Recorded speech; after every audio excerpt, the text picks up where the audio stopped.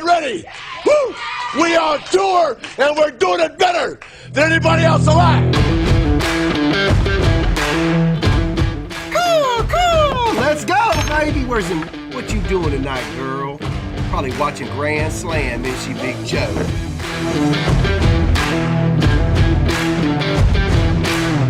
Holy shit. Here you go. Holy shit. Wow. Yo, Clint. What? I'm gonna need a magnetic. 180.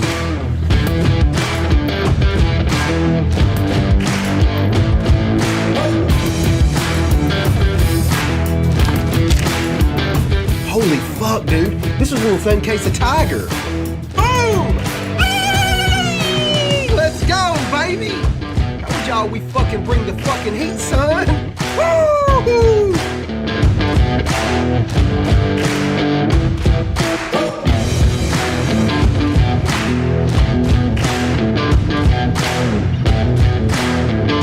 Oh, shit! There it is! Oh, my God! You fucking mom! Get some, motherfucker! Let's go! Let's go! Let's go!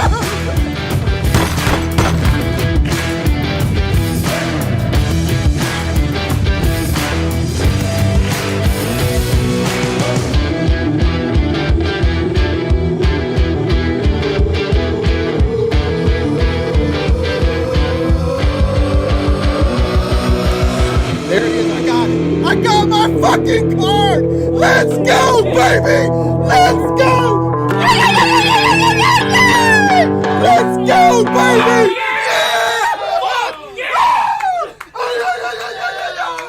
Yes, baby! Told you we can do it! Let's go, baby! Boom! What up? We busted a lot of freaking Ginner packs, didn't we? Just wanted to go live for a minute. I've been buying and selling high-end singles a little bit, and I wanted to get on real quick and talk to you guys because we talked about wax a lot, about making some money, but I feel like there's some real money in high-end singles, regular singles. It's all relative. You don't have to have a ton of money to make a ton of money. You just have to work your way up just like anything else. But I wanted to talk to some of you guys about the things that kept me from doing more of it sooner, and maybe I can help some of you guys. But one thing I wanted to talk to you about is a lot of times whenever there's a card, like let's say a Griffey Upper Deck and it's $200 PSA 9, you know, people that have been doing this a while, we kind of balk because we remember when that card was $80, $60, $70. So then we hesitate, and then the card goes up to $300 and we didn't buy it for the $160 or $170 or whatever. And like, one of the things that I've learned going into 2021 is we have to forget right now in the environment we're in the sports card industry, we have to forget the past right now. The past doesn't matter. It's not going to really affect anything other than slow you down. When you're looking in your rearview mirror constantly at all the things you've messed up, yada, yada, yada, it'll slow you down.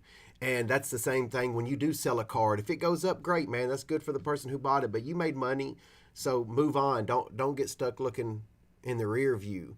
My thinking is that the sports card industry, where it's at right now and where it's headed the next couple years, this thing, we're just kind of scratching the surface. And normally I'm always real hesitant to tell you guys do this or do that because, of course, my opinion's about as valuable as a buck trying to get a Diet Mountain Dew out of the machine, right? You can take my opinion and $1 and get a Diet Dew out of the machine, but I like to share it because I'm passionate about sports cards. But what I'm saying is I see people, I have friends, you know, hedge funds coming to them wanting to do things, people with huge pockets wanting to buy huge cards, and that all trickles down. If Kobe Bryant big cards go up, over time, the base cards will go up. It's just, it all rolls downhill in my opinion. So my thinking is fear is what got me. Like I would just not do it. I would be uncomfortable. Like there's a lot of cards in the last 6 months that pretty much the ones I wouldn't pass on was Kobe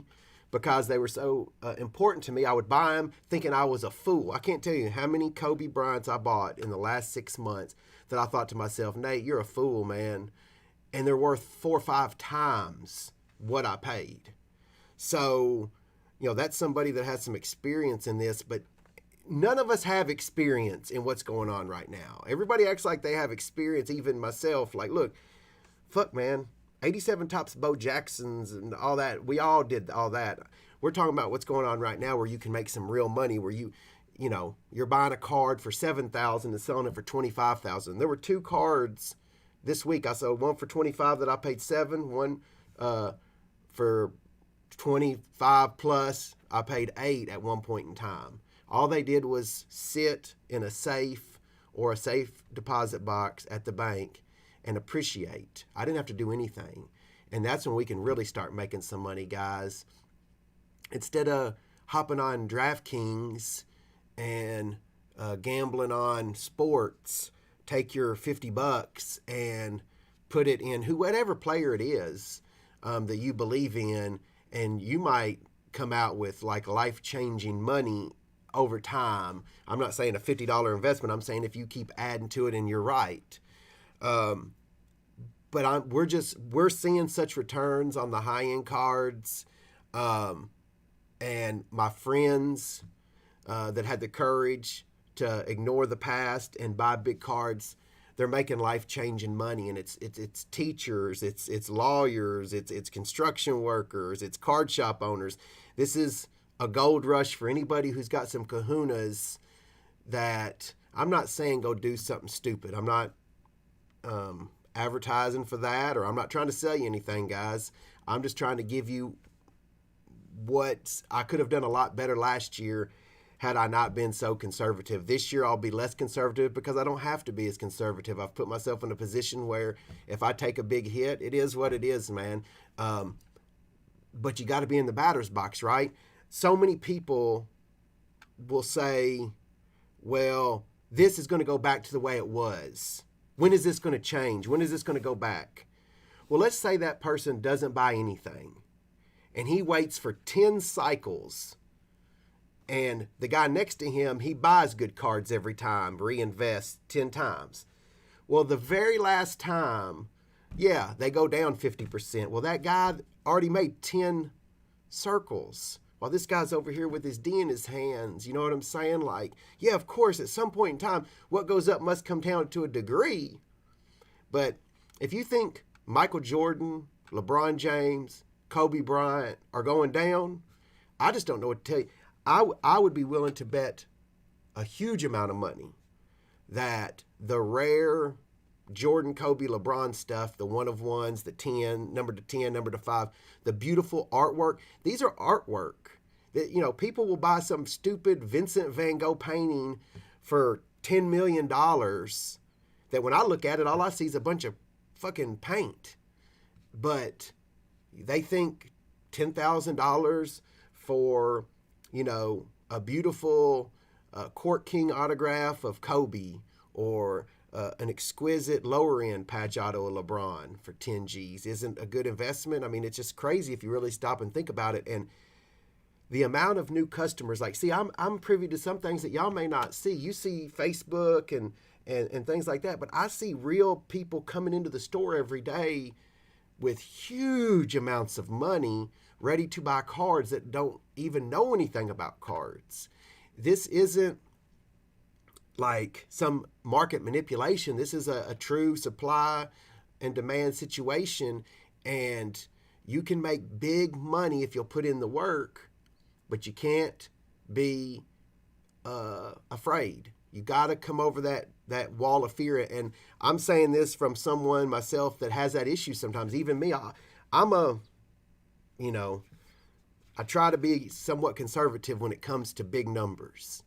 I just feel like whenever you've been at the bottom and you didn't have anything and you finally get something, the last thing you want to do on earth is go back to that, like F that. But that, I'm not saying risk everything you have. I'm saying instead of buying a Starbucks every day for a week, take that $35 and put it in Garland or Sexton or whatever it is. And I mean Colin Sexton, not actual like a sexting app. I mean sexting app. I mean the player.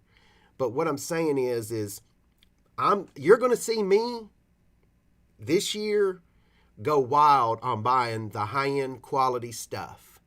And like always, you'll see him, you'll be like, man, he's not playing this year. And that's where I'm going with mine. I've positioned myself where I can, and I'm going to. And win, lose, or draw, man, you got to have, if I'm wrong and I believe in it, I can live with that a whole lot more than sitting over here wagging my finger going, oh, Griffey Upper Deck's going to be $40 again one day. I used to be able to buy Griffey Upper Decks in the last couple years, $15 at the show, man. That's over with. Get you a PSA membership. Stop letting other people send your cards in. That's no good. To me, there's nothing that can be gained from that, truthfully. I believe when cards aren't numbered, I've worked with enough people in my building that, in all honesty, let's just be 100. Most people, given the opportunity to swipe big numbers from you, will do it. So why would you send your raw stuff in? You've got to learn how to do it yourself. Stop being a boob head. You know, like if you can send cards into PSA. I didn't do well on the ACT. It took me 12 years to graduate from college. You know, I can send my cards in.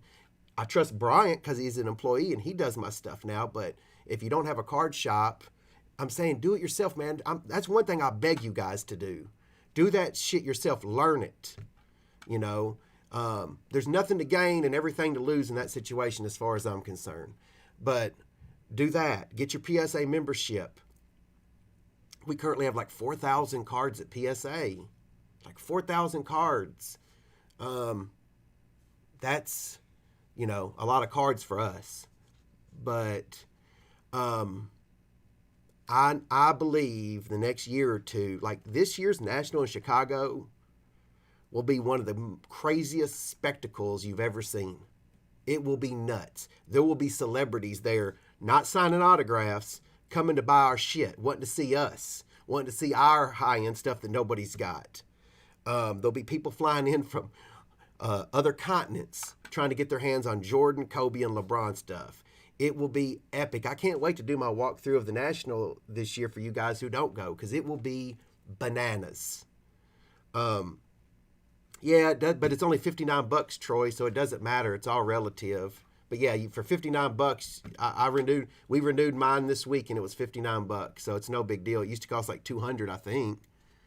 But either way, that's what you got to do. Build relationships. That's something else in this industry, guys. And I want to be an open book. Kobe was an open book to people that came after him. He wanted players to be great after him. He wasn't afraid of his legacy if James Harden blew up or if Kyrie blew up or it doesn't matter. Kobe's legacy's Kobe's legacy. I've got nothing to hide from any breaker, anybody who wants to make money in cards, but I will tell you the pitfalls, and I'll tell you the things that work. And one of the things that works in this industry that most people don't practice is having some, I'd call it friendships with people, and not always trying to trample all over someone else to get ahead. You know, if you hang out in a card circle and your boys are always running their pie holes about some other breaker or some other dude, or they're like, dude, man, if you're a grown man worried about what some other dude's doing, man, that's why you're not that successful in your own mind. You know what I'm saying? Like, try to cultivate some relationships with people. You know, like that's one thing I've thought of the last few years. I've really built some nice relationships with good people that I trust in this industry the best I can, have given me invaluable information, man, have helped me, and I try to help them. You know, friendship, whether it's baseball cards or life, if you're a one-way street friend, eventually people are going to get tired of fucking with you. It needs to be a win-win for each person. You know what I'm saying? But I don't mean try to befriend someone who has all this knowledge and just use them. I mean, why not try to link up with someone like that and see what you can do for them? Don't ask them for anything. The first step is to ask what you can do for them. And then they start liking you because you're not coming at them wanting something. And then before you know it, they're giving you 10 times what you gave them. But That's how we did it. That's how I did it. Everybody's different, man. I know people in this industry that trump all over everybody, talk a bunch of shit, and they're up there. And I also know a bunch of people who do that are losers, man. But there's also some people who do it without trying to shove someone down. Hey, man, you're not going to get every deal. You know, every Kobe that pops up, if Jameson gets a Kobe autograph that I love, I've never once been like, fuck, I wish I'd have gotten that Kobe, blah, blah, blah. There's always going to be another one, man. I'm happy for him. And there's no reason to be like that, man. Like, damn. You know what I'm saying? What I'm trying to say is there's enough for everybody. For me to get mine, and make no mistake, I'm getting mine. That doesn't mean someone else can't get theirs. Like, you're not taking away from me if you go make a bunch of money. You know what I'm saying? Like, I'm not in competition with you. And why would I care? Like, Breakers I felt like doing a Breakers video, Breakers 101, but I'm afraid some of my Breaker friends will get mad at me for telling all these Breakers what I did to do it. And I'm just like, well, man, they're not you. Like, they can't, like, we've seen it. They try to, imitate it. I don't mind if they know everything. They can have the whole book. Just because you got Bill Belichick's playbook doesn't mean you're the Patriots. And I'm not calling myself Bill Belichick of baseball cards. I'm just saying in general. That's just what popped in my head. What I'm saying is, I'm comfortable having the same rules and the same set of knowledge and going at it with people. I don't mind. I'm not afraid to tell you what I know or what I don't know. If you're an asshole to me, y'all know the drill. If you be cool to me, I'll be cool to you. But what I'm saying is I think it's better to try to bring friends along with you instead of knocking them down. If they find a deal, trying to go behind their back, all that stuff, man, it catches up with you eventually. Karma is real, but you can do it. You're going to see me just like everything else. When I talk about it, I at least deliver and show that that's what I'm doing. That's what I'm coming with in 2021. That's one of the main things you're going to see me doing is buying up high-end stuff and stop being afraid. There's just no reason for me to be afraid. Every time I'm tired of it. The last 50 cards that I bought that I was afraid, all 50, all of them are worth way more than when I bought them. All of them. So my thinking was wrong. So I'm going to flip it. And yeah, at the end, I'm sure there will be some cards I take a loss on after I run my 10 intervals. All right. That's what I wanted to say. Other than that, man, that's really just what I wanted to say is that, hey, now's the time, man. And whether you're buying $10 Zions or $20 Zions or $20,000 Zions, remember, it is all relative, fellas. I'm not saying go into debt. I'm not saying don't do anything, that your significant other or whatever, don't go stealing your parents' credit cards or anything. I'm just saying, like, this is what I'm going to do. And you do whatever you want, man. Win or lose. Honestly, you need to put yourself in a position where whether you win or lose, you've already won. You know what I'm saying? Like, it doesn't matter to me whether I'm right or wrong at this point. I'm good. So I'm gonna make my run at what I think I feel is right. In the next year or two, I think we're solid for sports cards. There's just so many people getting into the card industry. It's crazy. People calling me up asking about the Kobe cards all the time. And it's like, God, I had no idea there was this many people with this much money, but there is. So anyway, hope that's good. Hope that's a little knowledge for y'all. Do what you do. If you don't have money, all these people sitting around, I don't have money, I don't have this, get a second job. Fucking, whatever, man, whatever it takes. Like, stop making excuses. Nobody wants to hear them. There's never anybody, if you're spewing negativity, nobody wants to hear it, not even your parents. You know what I'm saying? Like, you're in charge of your ship. If you've got a job and you've blown all your money where you owe more than you make, that's on you. Go get a second job. Climb your way out of it, just like I did. That's how I did it. My road wasn't like this. It was, you know what I'm saying? Good days, bad days. But fuck, dude, own it. Get to work. Sports cards could be the answer for you. All right? Hell yeah. Holla! I hope y'all have a good day for real. Anybody out there having a hard time, man, we're almost through COVID. Hang in there. You know what I'm saying? We're close. Once we get done with COVID, we're going to be out at the beach party and making them pizzas. Let's go. Holla. Y'all have a good day, man. Keep shining. Hey, man, that's something else I haven't talked about a whole lot, but that's essentially it. 2021, we're going to shine as much light as we can, man. Holla!